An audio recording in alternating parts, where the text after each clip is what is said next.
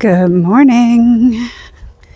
We are out and about on this fine Tuesday morning.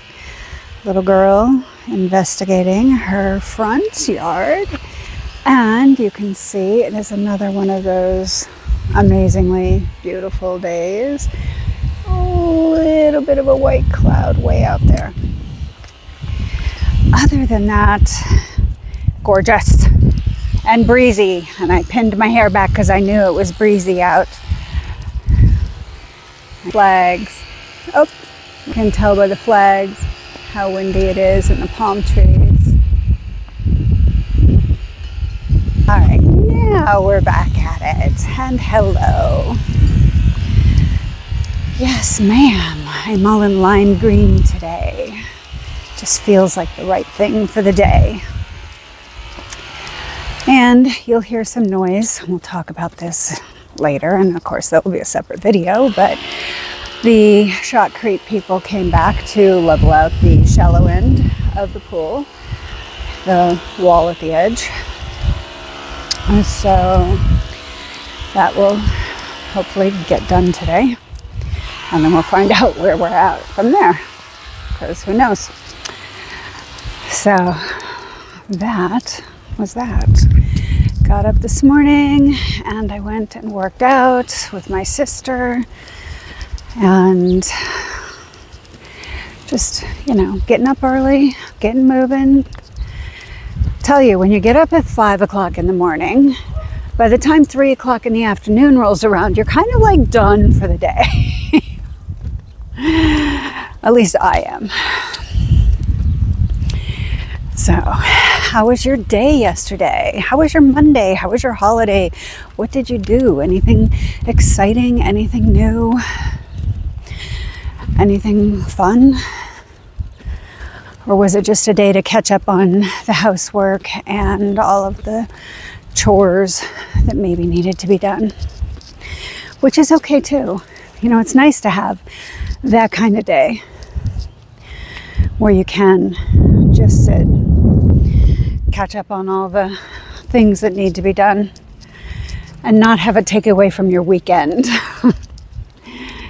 At least that's the way I feel about it. It's always nice, and there's that kind of bonus day.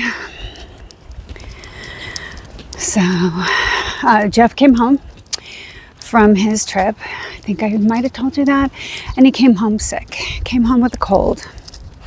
He thought that it was just his voice was going because he was yelling too much during one of the cheering. I shouldn't say yelling, but cheering too much during one of the meetings. And turns out he's got a nasty little head cold. So yesterday, come on girl. Monday. Yes, Monday. Yesterday, I got to work and made 2 different kinds of soup. One is called the Italian penicillin soup, and the other is the regular Jewish penicillin, the regular chicken noodle soup. But he wanted rice instead of noodles, so that's what I did.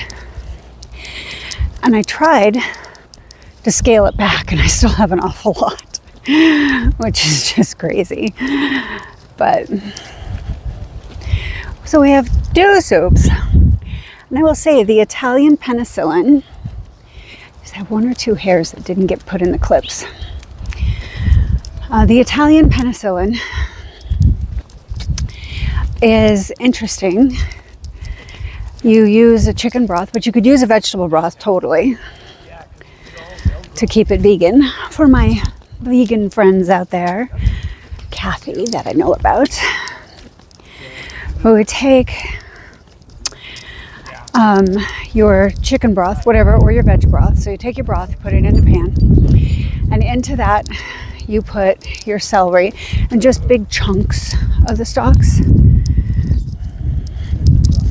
And these guys are funny. So you take the, big chunks of stalk. You either take a whole stalk and just cut it in 3. That's all. And do the celery. Take a half an onion and put that in there. whole, like just slice the onion in half, put the whole half in there, and carrots. And you can, I just used whole baby carrots and threw them in there. But you can, again, just do really big chunks of carrot. And you put them in the broth and bring it all to a boil. And then when the veg gets all soft, your carrots are soft, your onion is fairly soft, then you fish out all the veg, put it in a blender, blend it until it's a puree. And then if you need to water it down, you take a little bit of the broth and put it in there. I have a Vitamix blender and it just, boom, eats it up like that. So do that, and then you put the puree back into the broth and mix it up. You can season it however you want. I don't feel like it needed any salt, so I didn't put any salt in it. I also didn't, garlic, like 10 cloves of garlic were in the boiling broth and then went into the blender also. And then poured all that back in, mixed it up. You could salt and pepper it if you felt like you needed to. I didn't feel like it needed either. And that's the soup. It was really quite good. Is it the best thing I've ever had? No, but it was quite good.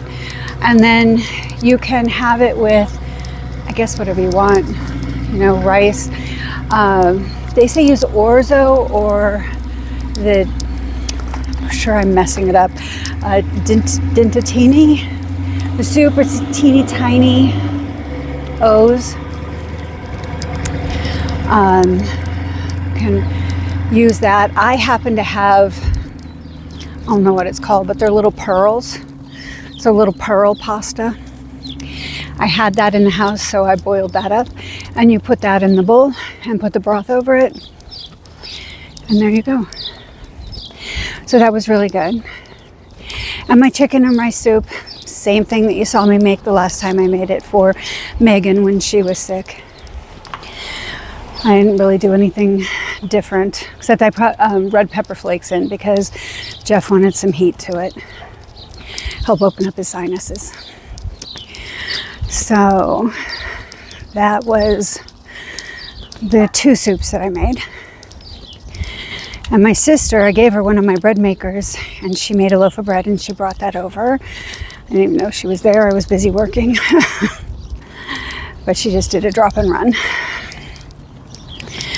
And I had a regular schedule yesterday. I had my 8:30 class, my 10 o'clock class, 12 o'clock on base, 6:30 back at the studio, and doctor's work in between. So no holiday, so to speak, for me. No day off. Everything ran as usual. And I did have students show for my classes, so that was good. 1s and 2s, and I'll take 1s and 2s over nones. So that was good. And that's where we're at. That's where we're at today. So tell me, what did you do? Whether you did all the exciting stuff like the housework and the laundry and the yard work, or maybe you had a good Memorial Day party and had your friends over and barbecued. Or maybe if you have a swimming pool, you opened the pool for the season. That's a thing. So share in the comments what it is that you did. And if you made anything interesting, share that. Because we're always looking for new recipes to try. You can even put a picture if it was something pretty. I saw a recipe for, but haven't made yet, cheesecake squares. They looked really good. But really, it's cheesecake. It's going to be all that bad? I suppose if you don't like cheesecake, you would say yes, it would be horrible. So, that's my uneventful life. Excited that the people are here today for the pool. And I'll go ahead and just do a little video on that, of course. And Neighbor's garage is thumping. I will say school is out here, and traffic was lovely because there wasn't any this morning, which was a good thing because I had left my sister's house, made it all the way back home, realized I didn't have my phone. So then I drove all the way back to my sister's house to get the phone. Come on, girl. But I was able to do that rather quickly because there was no traffic. So that was nice. And let's see. My one student, if she's watching, Miss Jamie, has left in the RV heading to Washington. So I hope you have a safe travels and enjoy your time away. One of my other students will be leaving, I believe, next week. Also going out, trundling off in an RV. So, of course, wish them safe travels as well. And he was telling me last night he was all kinds of sore because it was a lot of work to prep the RV, to wash it and, get the inside clean and the outside clean and check all the systems, make sure everything's ready to roll. So he got all that done, which I can't imagine. I mean, we're talking those really big RVs, the one that looks like buses, and he's washing it himself, which means you got to climb on a ladder. Come on, girl. So, a lot of work. A lot of work. And not that we should shy away from work. I'm obviously, anybody that knows me knows I am always working and doing all kinds of interesting and sometimes crazy stuff. I mean, when I entertain, I spend a good 6-8 hours in the kitchen before everybody gets there. And then the whole time they're there, I'm pretty much in the kitchen and scurrying about. And then the cleanup afterwards. So, I mean, we're talking a good, probably 12, 14 hours. Just heavy work. But it's stuff that I do because I love it. So it doesn't feel like work. But when talking about RVs, there's one right in front of me that somebody must have just arrived because it looks like they're bringing stuff out of it. I'll show you. So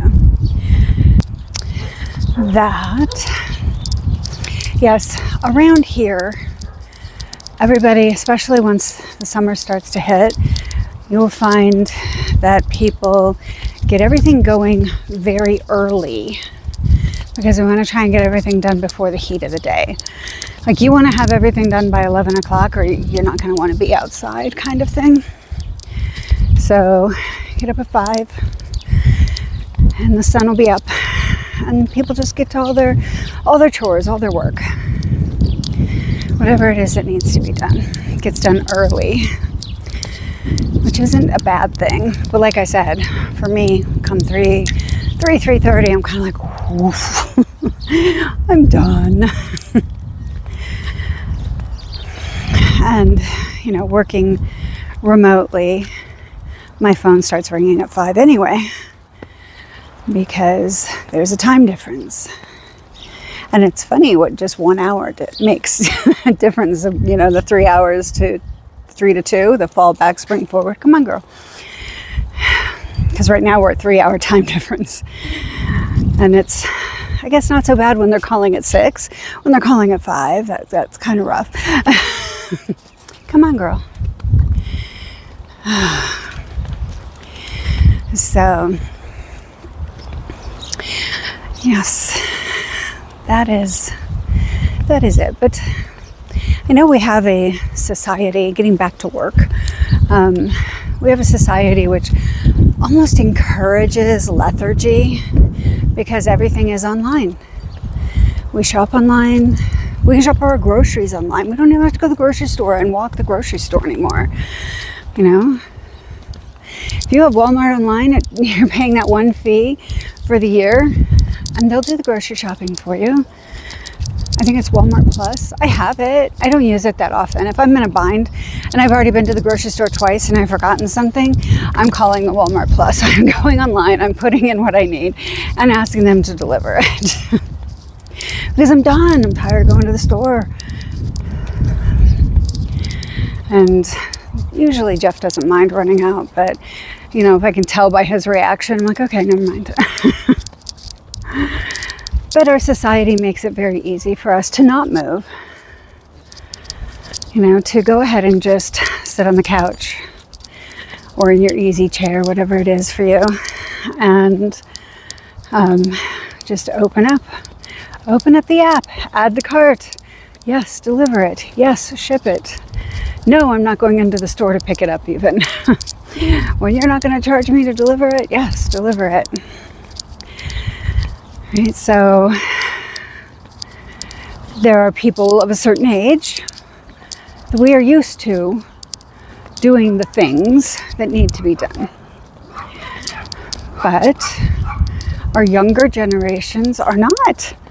It's like exhausting for them to go to the grocery store or to even run to get their own fast food. You know, get in the car and go through the drive-through and give some sort of exchange of money.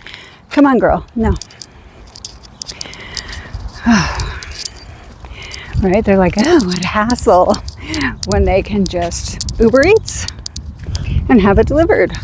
Or if you're on the west coast of the United States, I think Postmates is a big thing here in like California, this coast. So yeah, Postmates is one of those things. So we need to, and it is very convenient. It's convenient not to go to the store. It's convenient not to deal with people we don't want to deal with, which is a double-edged sword, right? Because by dealing with the people we don't want to deal with, we learn how to overcome adversity. And that lacks a lot in our younger generations. And because they're just used to everybody doing everything for them and not having to deal with, I don't want to say the hassle, but not having to deal with personality types. You're not dealing with a personality when you're just clicking and adding to cart. And 9 times out of 10, you're not even dealing with your delivery person. You're telling them leave it on the doorstep. And they text you and say, your order is at your front door. So, you know, you're not even dealing on that level with a different personality. And then they get put into social situations where it's, you know, here we are, face to face, live and in person, and they don't know what to do. What do you mean? You know, so, and some people prefer it that way. There are introverts and extroverts, right? So our introverts are quite happy to have all of these conveniences and not have to deal with people. Come on, girl. And then our extroverts are like, no, give me the people. I need the people. So, no, we're going to say it's a bad thing? No, it's a convenience that even I take advantage of. But I do most of what I do in person. As I'm very torn between doing yoga classes online, because so much of what I do is very hands-on. It's very personal. We are really close, and it's just all hands-on. You know, I'm not sitting there 5 feet away from you and not coming and touching you and not making an adjustment for you if you're not catching what I'm saying. You know, I'm getting up and I'm there, and there's that touch, and there's something to human touch, and there's something to the whole bit of interaction, just human interaction, that we're not getting when, you know, if I put my classes online. You're not getting that. And it's so much of what I do. It's so much of what makes what I do different from somebody else. So that's always my dilemma. Although I've got a couple students that are away and they're like, please, let's Zoom a class. I don't want to miss anything. Okay. or Zoom in a class. But I know I have some folks back in Florida that are like, put your classes online, get them there. We want to do this. So I'm going to work on it. I will work on it. But understand that it's, you know, it's this choice, this dilemma. Come on, girl. That you, especially if you've already taken classes with me, you're used to a certain level. I will be teaching the words coming out of my mouth the same. We will still be laughing and having a good time, but that touch isn't there. That adjustment isn't there. I can see you on the screen in front of me, but I can't see everything about you on the screen in front of me. Oh, we have to look at this cactus. Look at that. All the bees around it. I am not getting close to this because the bees are doing their work. But I will zoom in. I don't know if you can see the bees. How absolutely beautiful that is. Just gorgeous, gorgeous. And the wind just picked up. Or maybe it's the same wind and I'm just walking into it.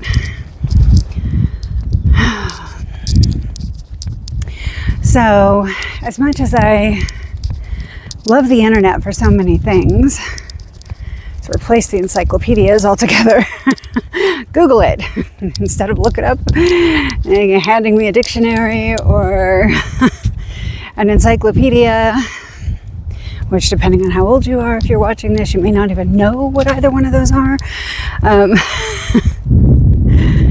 But, you know, we can just pick up the phone and Google. And really, I mean, I love it. I don't even have to know how to spell something properly. It'll figure it out. Oh, you mean this? Yes, I do, or no, I don't. And it'll get back to searching again. And it's great for me doing things like this because I get to keep in touch with you, right? I mean, I've been away from South Florida now for a year, over a year, December. Okay, so almost a year and a half. And this is a great way for us to keep in touch, for you to know what's going on with me in my daily life. Although if you do not comment, I don't know what's going on with you in your daily life. And I want to know. So comment. Comment. Let me know. I don't ask these questions just to fill airtime. There are definite advantages and disadvantages. And I think some of the disadvantages, we should talk about those in another video because it's very unrealistic, right? Everything is very unrealistic. Most things are very unrealistic online. How men and women look, the homes that they're living in, the cars that they're driving. You know, we, especially younger people, look at this and they get that FOMO. Like, I need to have these things. They fear that they don't have them, so they're not as good as. Let me tell you that a lot of these influencers, a majority of the influencers that are living in mansions and driving Rolls Royces and Lamborghinis and Range Rovers and all of that, it's all rented. They don't own it. They're leasing it or they're renting it. It's a facade to get your views. I will give it to you real. I will give it to you straight. You know, I don't have kids, so my house isn't going to have that kind of a kid mess. But there will be times when my house is not clean. As clean as I want it to be anyway. And you'll see that. I do, when I'm cooking, try and make sure the kitchen's always clean before I start filming, just because I don't cook until my kitchen's clean. And that's a me thing. And for the most part, my videos are not heavily edited. There are no filters, so whatever you see is what it is. Beautiful blue sky is the actual beautiful blue sky. And If I have a flake of mascara on my, on my face, you're going to see that too. Because it's really important to normalize normal and stop normalizing something that's fake and made up. Right? Because it's putting these unrealistic expectations on people. Just let PR off her leash. Hold on. Come here, girl. There you go. So yes, we're back to the house. We will talk about the pros and cons of the internet in another video. That's definitely, something that we can dive a little deeper into. However, on this beautiful Tuesday, I hope you have an amazing day. I hope that you are feeling fabulous. And if you're not, put something on that makes you feel fabulous and smile and drink your water. And it'll come. Think it, and it's going to come to you. Thank you so much for watching. Please do all the things like, comment, share, subscribe, and I will see you very soon.